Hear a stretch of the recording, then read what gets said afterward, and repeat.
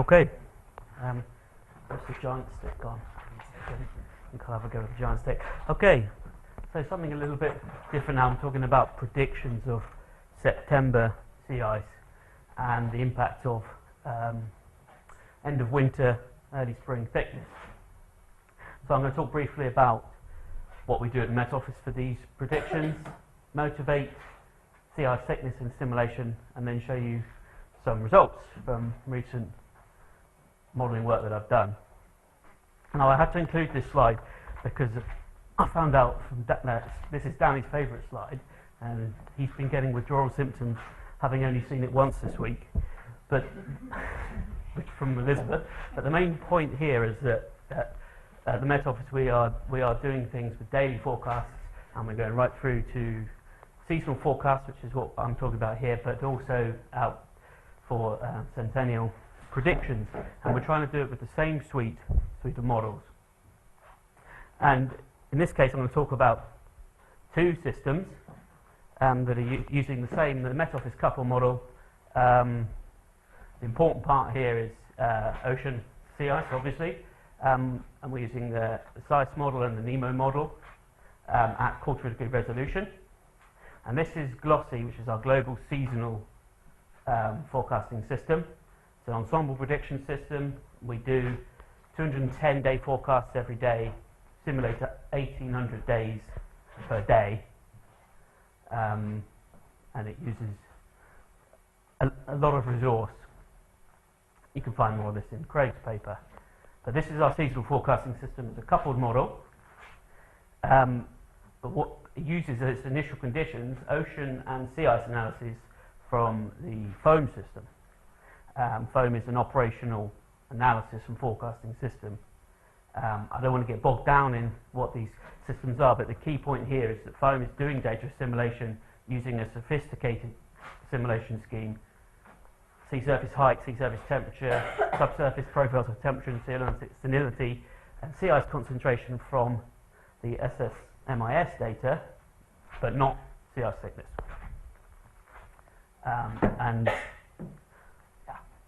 These are the two systems I'm talking about. We initialise GloSea from foam and the atmosphere. But I won't talk about it too much, especially as Dave tells me it's just a noise generator.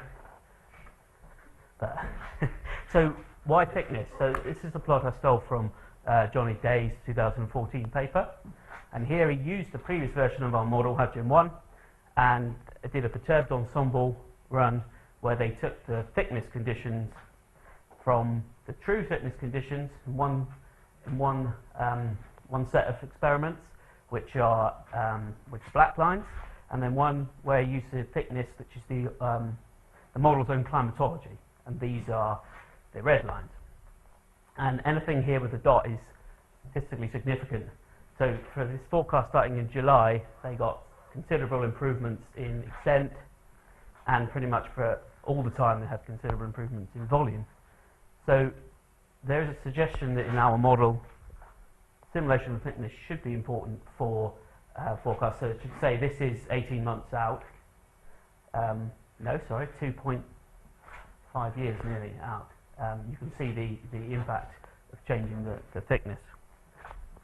However, I should say they only did January and July, and most of our seasonal forecasts are submitted about here for September. And the extent, significance and differences definitely seem to be dependent on the start time. So the July ones, summer ones, are much better than the January ones. So my motivating questions for this are: will initialising the thickness, how will it affect our forecast of Arctic summer sea ice cover? And as a secondary question is is it worth doing in our model properly, because it's quite complicated to get it into the proper simulation system. So is the model actually able to take these changes, and do they get retained? So all I've done is using the CPOM thickness data. This is an example of the DJF thickness mean over 2011 to 15. I've been nudging this into CICE similar to climatological relaxation. I won't provide the details here, but if anyone's interested, I can talk about them later. But the point is, I've reran our foam reanalysis system with these thickness modifications, and then I'm going to use those as initial conditions for the seasonal forecast. So, a quick point about the impact in the foam reanalysis. Particularly the thickness distribution has been modified by the inclusion of the CryoSat data. So it's much thicker now in the Atlantic sector, and it is thinner in the Beaufort sector. This is a bit more blue than that on that screen, but we have this sort of dipole.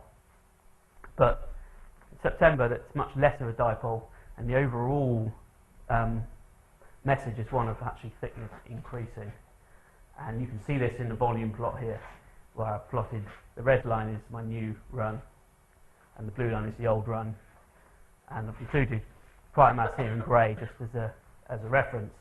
You can see that where the old run was actually very similar to biomass in the winter, the new run it's quite high, a lot higher, but that's consistent with comparisons of biomass and CryoSat. So to have a look at the impact on the seasonal forecast, which is my motivating question, I've run a ensemble suite of GloSea seasonal forecasts so it's the 1st of May study, but we do 8 ensemble members each from each of these 3 start dates that are very close to the 1st of May. So this gives me a lagged ensemble 24 forecasts per year, and I'm doing 2011 to 15. And this isn't the current live version of GloSea, it's the latest version that's being developed. So that doesn't matter too much. So I'll jump straight in and show you some results. So here we have 2011 and 12. On the left is the control run, on the right is the run with the thickness initialisation. And you can see straight away that these are a lot better, particularly on the Atlantic sector. So the orange line here is the ensemble mean ice edge. Black line is the observed ice edge, observed SSMIS. And particularly in 2012, actually I was very pleased when I saw these, because we've done a pretty good job here. The total extent actually, it looks quite good for the control run here, but that's not very good. Distribution. And then 2014 and 15, same story. 14 is pretty good. I don't know, control run hasn't done very well there at all. 2015, 13, I don't know what's happening here. It's we just haven't captured this at all. The Atlantic ice edge is a lot better again though, but for some reason in this case the control run did very well actually compared to the other years, but my run did not so well. However, there are a few ensemble members that look similar. So perhaps given the thickness conditions, this having ice here is an outlier in the distribution. But, who knows? I've not been able to look into that too much yet. But here is the impact on the extent, full extent. So I've plotted the full GloSea run, but this is the only bit that my run is. So my run with the thickness assimilation is all these pink dots. All the crosses are the ensemble members, and the solid dots and the lines are the ensemble mean. And you can see this is the observations in black, control in blue, and model in pink. So we've got quite a large scale increase in extent. And every year apart from this horrible 2013 year is significant at the 1% level. Well, some of them are more like 10 to the minus 16 p-value. But much less interested in total extent and more interested in the accuracy of the ice edge.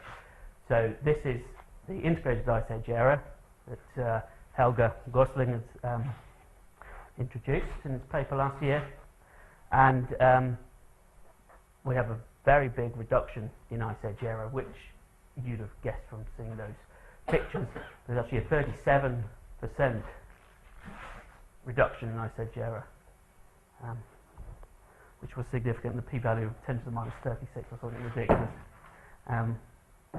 But just to underline one of the points, this area here, this is 2012 as an example, this area here where we've got the red, where we're really increasing the thickness with the assimilation, is exactly the area where the control run is not simulating CICE and erroneously.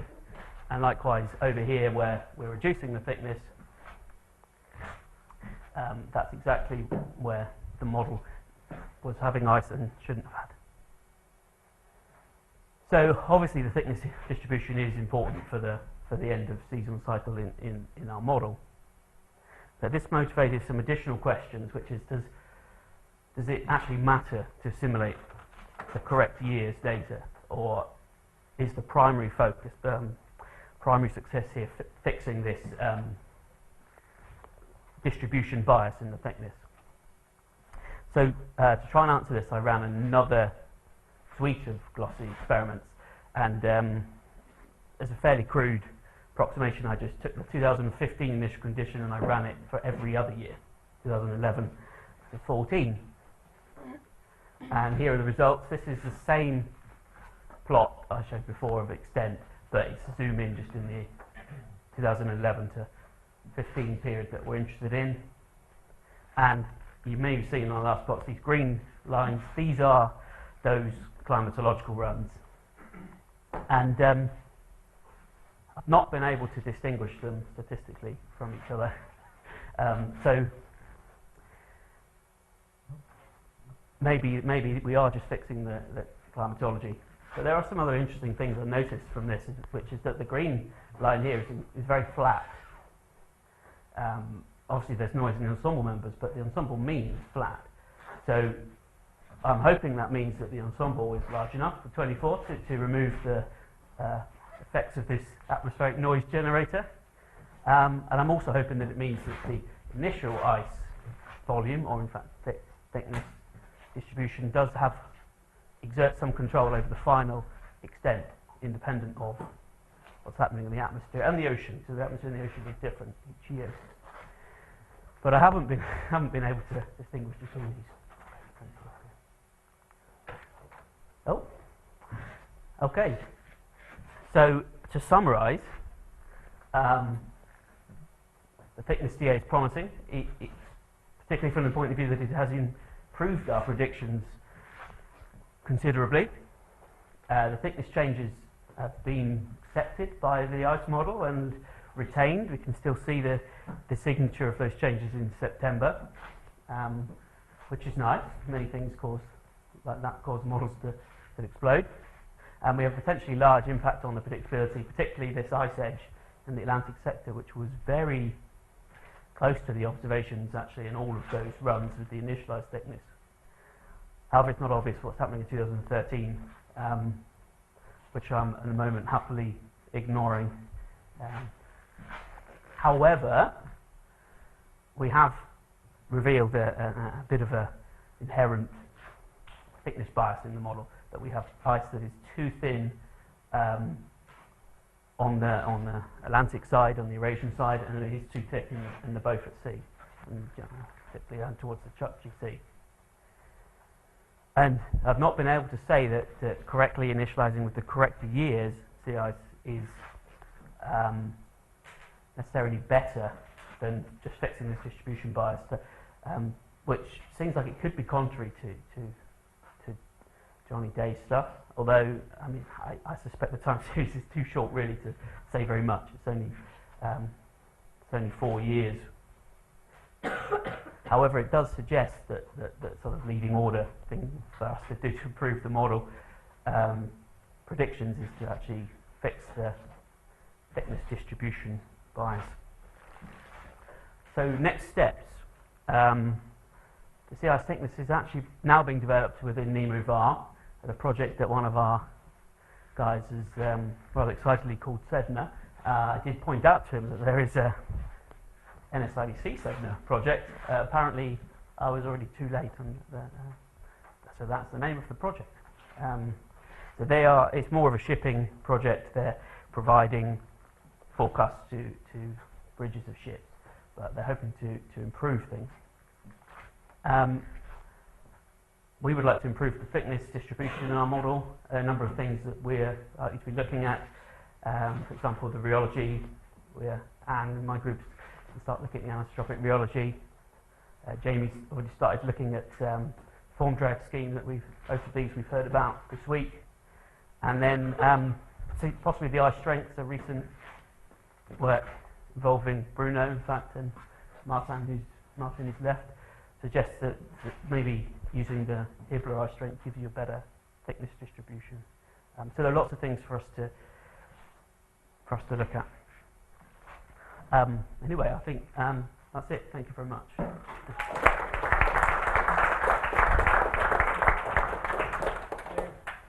So are you being a bit harsh on your black sheep? Because, I mean, reality is only one ensemble member. Yes. Yes. Well, Ian Heisman told me if I suggested the model was right and it was, then he was going to call me out on it. But yes, perhaps. I mean, I did show that we're able to simulate something that looks a bit similar to that. I mean, these are a bit crazy, to be honest. But some years may be inherently more predictable than others. Yes, certainly. And that's a probabilistic plot, isn't it? So that's already taken that into account. Isn't that saying probability of ice concentration? So if your black line is outside the probability, then yeah, but it's not quite outside the probability. that is saying the model's wrong. There is ice here in some ensemble members. Maybe not actually exactly at the tip. But it may be that given the thickness distribution that was there in the beginning of May, that this getting ice there is a very unlikely occurrence. I don't know, but I've not been able to show that. So. Have you run your predictions for longer than 3 months? Obviously, the rest of GloSea runs for longer than 3 months. Have you taken them longer period? Obviously, I've just run all of them until they get to the end of September. And I've only just looked at the September mean. You haven't worried about longer period predictability? No, not at this stage. No. More questions? Is this going to be extended in some way to a longer period of time for the CICE thickness? Because what you seem to be showing is that the CICE thickness distribution is wrong, and every year you may just be nudging it back to something more realistic. Okay, so that's why maybe you couldn't find a distinguishing factor between the climatology in each year. So if you go back in time to other estimates of CICE, even from biomass, dare say it, yeah. it might just move off that factor. Well, one thing about doing this for GloSea is that they run their own reanalysis. So each day when they do their forecast, they also run 6 hindcasts for different years that are used for bias correction. So they do require historical reanalysis. And the plan is to use all thickness we can. So the big problem is getting thickness into the state vector in this data assimilation. Once that's in, we can worry about observation operators to use different types of observations, so SMOS, even in-situ observations. And so we will hopefully be using things like ERS and NVSAT and going back as far as we can. Yeah. Okay, thank you. Okay, so we gaan we afstokken.